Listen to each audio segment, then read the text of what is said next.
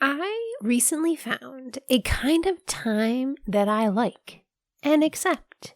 This is quite the epiphany for me because time's pretty much the bane of my existence. It's always been so hard for me because I have no sense of time and it gets me into all kinds of problems and struggles. But I finally found one that I like. Let's discuss. Are you overwhelmed by motherhood and barely keeping your head above water? Are you confused and frustrated by how all the other moms make it look so easy? You can't figure out how to manage the chaos in your mind, your home, or your family. I get you, mama. Parenting with ADHD is hard. Here is your permission slip to let go of the Pinterest-worthy visions of organization and structure fit for everyone else. Let's do life like our brains do life, creatively, lovingly, and with all our might.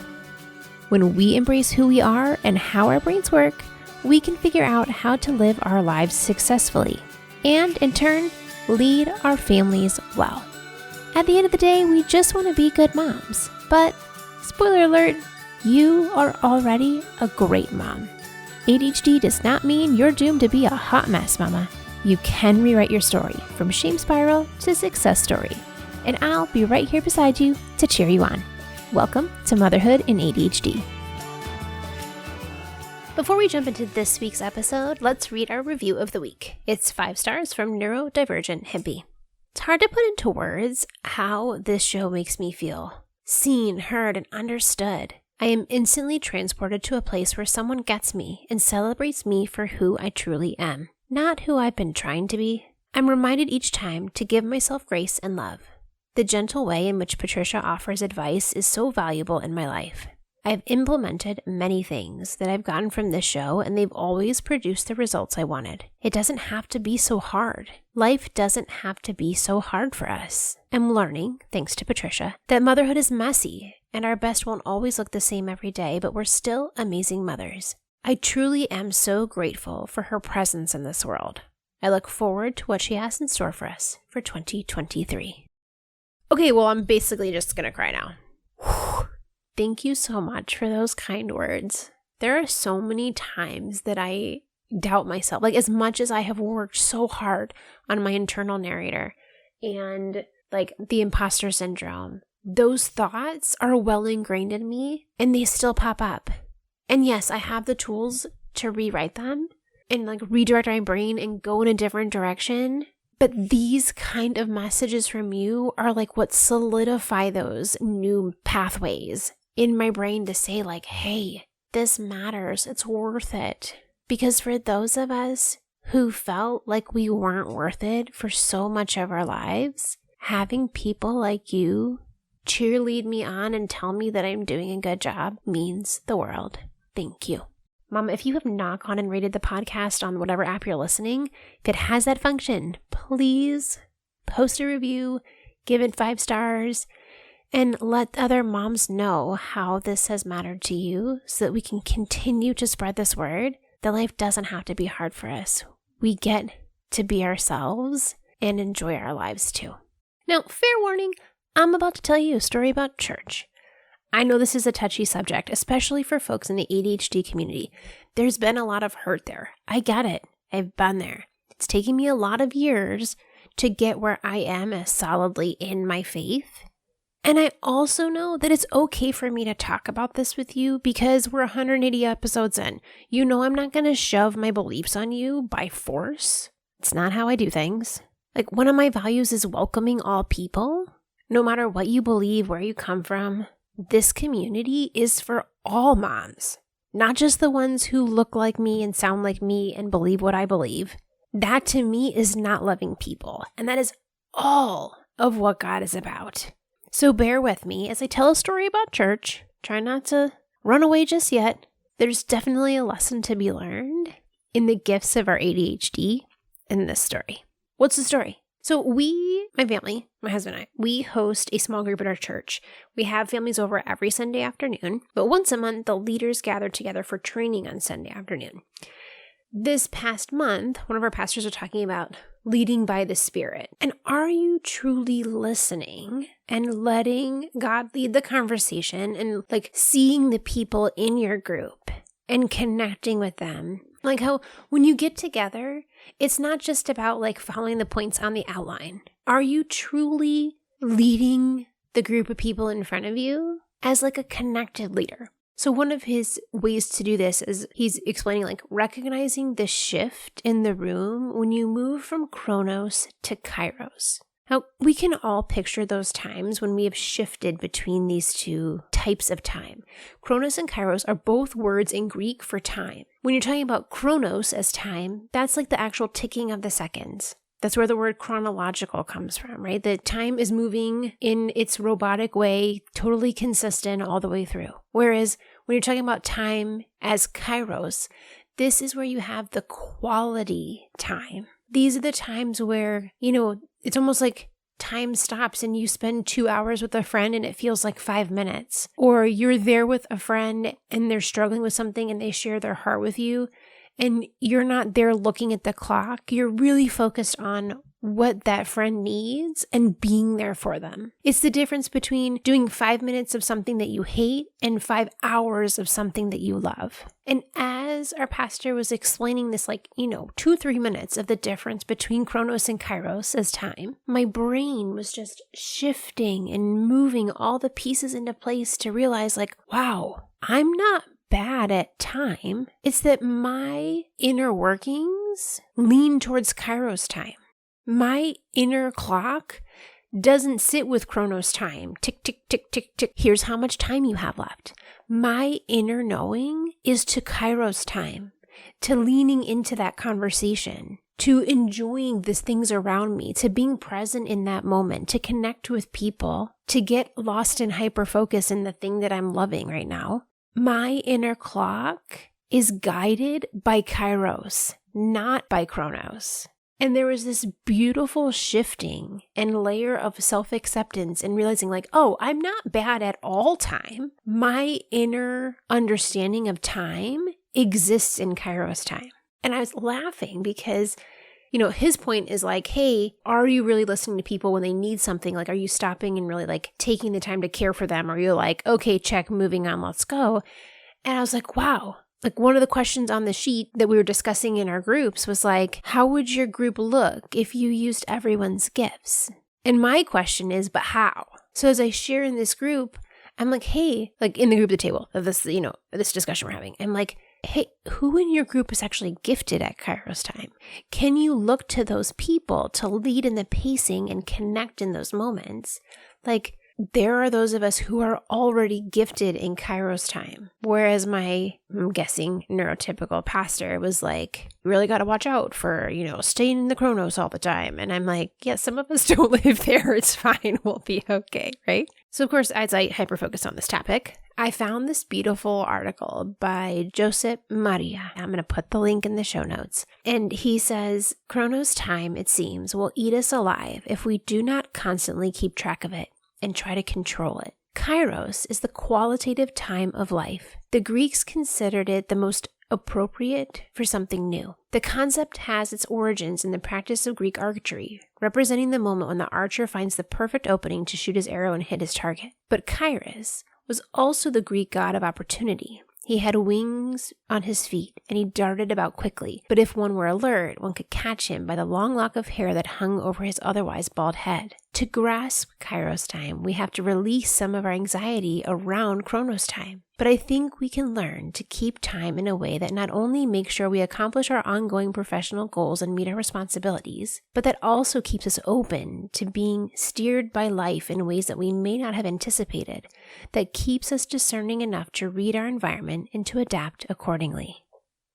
I love this man. I don't even know him. Now, Joseph wrote this article for a school that I believe was located in Spain. And there are so many cultures and languages that have this concept, these two different words for time, or two different concepts for time. In English, we just say the same thing. It's the same word, but we use a different adjective, right? Quality time is how we would describe it. You see, I'm also fluent in Spanish, and one of the travesties of knowing more than one language is when there is not an equivalent word in the other language. And it's so disappointing. You're but I want to say this, and I don't have a word for it in this language.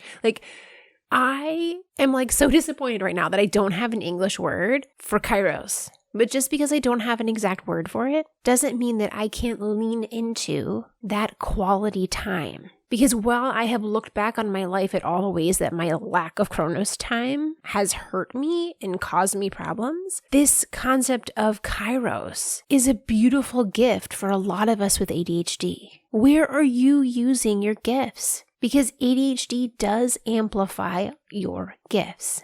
Ever since I did the episode, I think it's 158, where I ran through all of my real life versions of different symptoms of ADHD. And if you haven't listened to that episode, go back and listen to it. It's a really good one. And there's a checklist there that you can print out and make notes and then take to your doctor's appointment to talk to your doctor about your ADHD and give real examples for all the different symptoms that are listed in the DSM-5.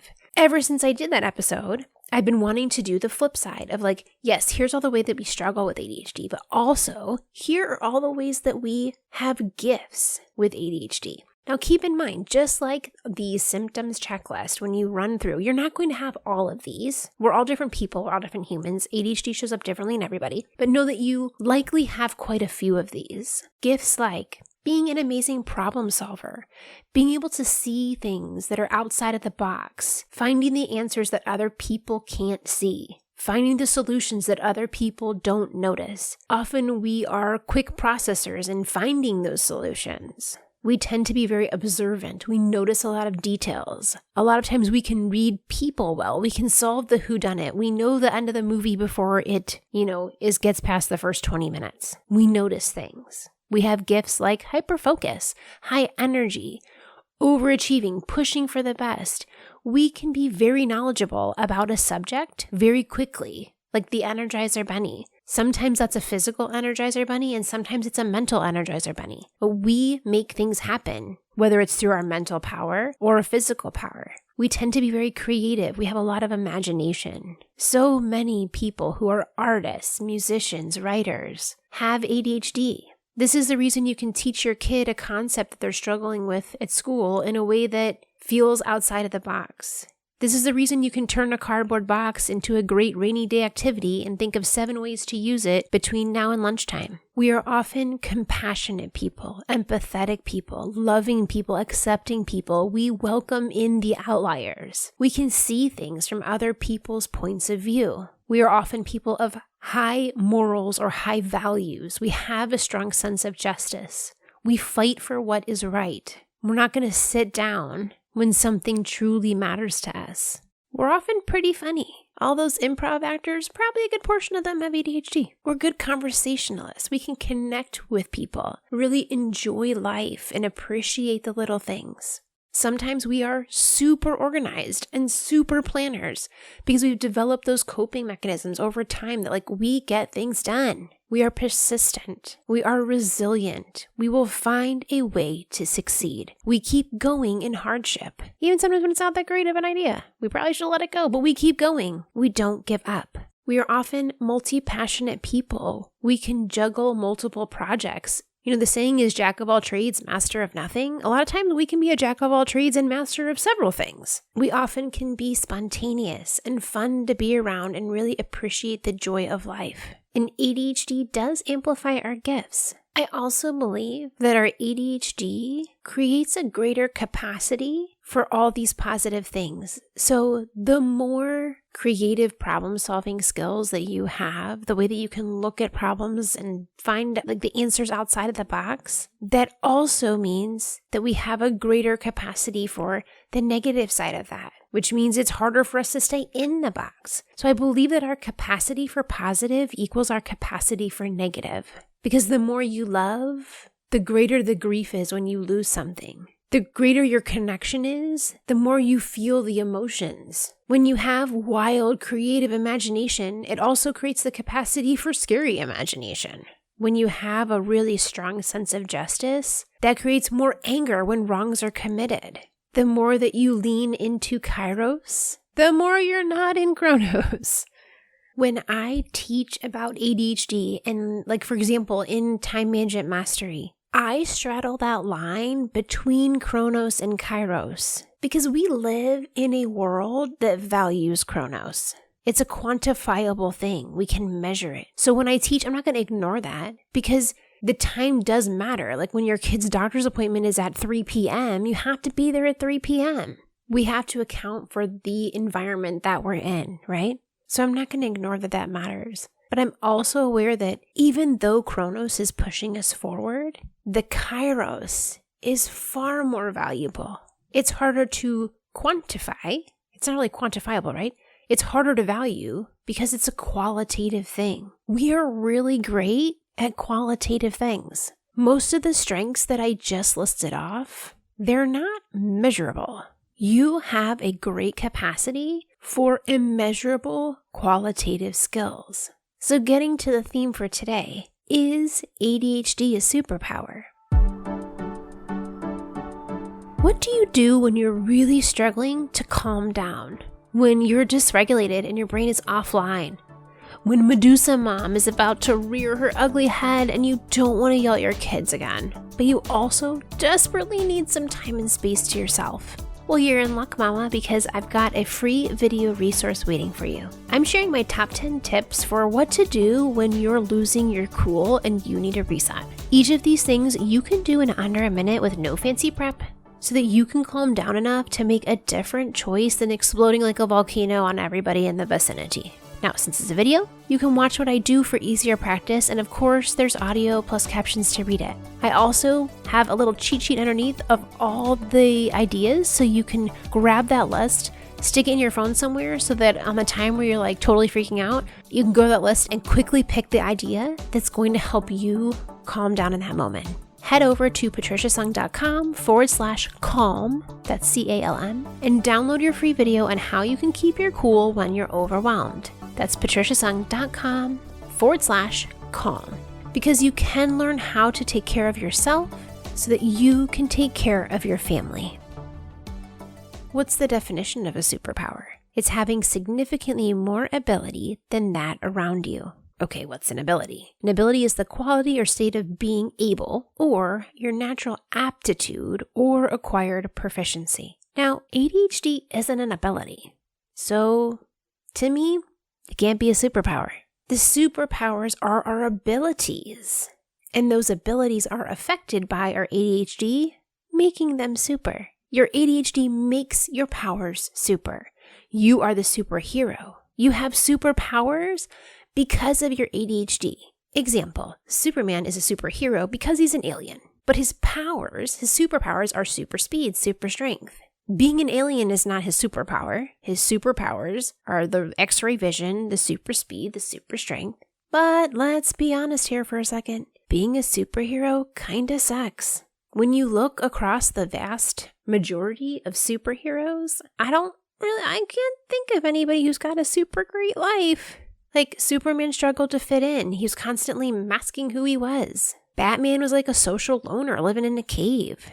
Spider-Man can't figure out how to talk to that girl. Y'all, I'm not a superhero person, so bear with me. I'm learning a lot because I got 2 kids. But overall, like, if you look, okay, right now, my kids have started watching the old X-Men cartoons with my husband. Like, all of the mutants are really struggling because people treat them like crap. Being a superhero has lots of responsibility, lots of stress, lots of problems. They don't get to be themselves. They have poor relationships. They're not in control of their day. They're constantly distracted by emergencies. Gotta go save the day. Be back, guys. It sounds glamorous, but it's not. There's a lot of tough stuff that comes with being a superhero. And that's true of people in the ADHD community. Like, there's a lot of tough stuff that comes with having ADHD. A lot of people don't feel like their ADHD is a superpower. To them, when they hear that phrase, and maybe this is you, when someone says, oh, ADHD is a superpower, it feels like it's glazing over the hardship and putting this glossy sheen on it. And it's not recognizing how much people struggle because of their ADHD. But to me, what I see is that their ADHD is amplifying their problems rather than their gifts. Because you have greater capacity for positive and greater capacity for negative. And when all of your ADHD superpowerness is going towards the struggles and not towards the gifts, and that's where you're focusing, and that's where you're struggling, like, yeah, it's hard. It stinks. So hearing people say that it's a superpower feels like it's not accounting for what's hard about it. There are so many people with ADHD who are really struggling day to day, who are not doing well. And this can be for so many reasons. It can be environment, family, finances, socioeconomic, cultural, power differentials, racism. Oh my goodness, I could go on and on. There are so many people who can't hold down a job, who have addictions, who can't pay their bills, have strained on their relationships because of their ADHD and how it affects their life. And a lot of times this superpower narrative just minimizes it so much that it sways to toxic positivity. So hear me loud and clear. There's a lot of strengths. I just named like 25 of them. I'm sure there's more that I didn't think of. Those are your superpowers. And that comes with capacity for negative too. This is where we learn how to manage the hard parts and deal with those given the situation that we're in, and also lean into our gifts so that we can also gain the amplified positivity and not just the amplified negativity. Because you are the superhero and you have superpowers and super struggles because of your ADHD. But listen, ADHD itself is not a superpower. Now, I get a lot of people with ADHD who feel like they don't have a gift. Do you know what your gift is? Because usually what I see in my clients is that your gift comes so easy to you that you don't notice it or you don't appreciate it because it's just easy for you. It doesn't feel like a superpower to you because like it's always there. Just like Superman's like, yeah, I can lift heavy stuff. Yeah, It's not a big deal to him because he can do it all the time.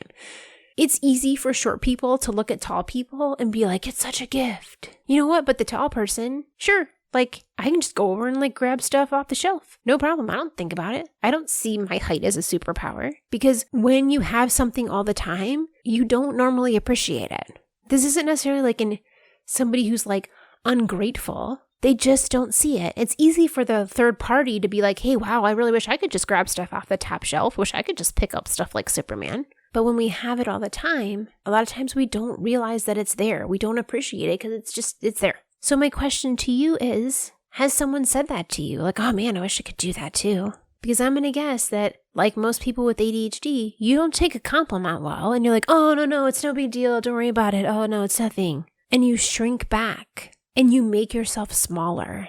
And you know what? Maybe no one has ever pointed it out. You don't need outside validation to tell you that you are good at things. You have things you are good at. What are those things that you do so easily that you don't even realize you can do them well? Again, when I have clients who struggle to see what their gifts are, it's usually hidden inside of one of your biggest struggles. Remember, capacity for positive and equal capacity for negative. One of my clients is an amazing people connector, as in like she connects to people, she gets them, she understands them. She can talk with any, person on the edges and connect with them. But she didn't see that as a gift when we first started working together. She saw the struggle and is like, I can't talk with all these people on the in crowd. She didn't see how she connected with the people on the outside, where she saw weakness in too much emotions in talking to people. That's a gift to be able to see what people are really thinking and really feeling. What are your superpowers? What are your gifts and how can you use them freely? How can you strengthen them? How can you grow them? How can you use those gifts as the catalyst for success? We're not negating all the struggles that exist. And at the same time, you can also lean in to what you're good at and use that to your advantage for you, for your family. I put the challenge before you this week to think about what are the things that come so easy to you that you don't even realize that they're your gifts. Because everyone has gifts, especially people with ADHD. We have a superpower capacity for those gifts when we learn how to cultivate them. I'll talk to you soon, Successful Mama. For more resources, classes, and community, head over to my website, motherhoodinadhd.com.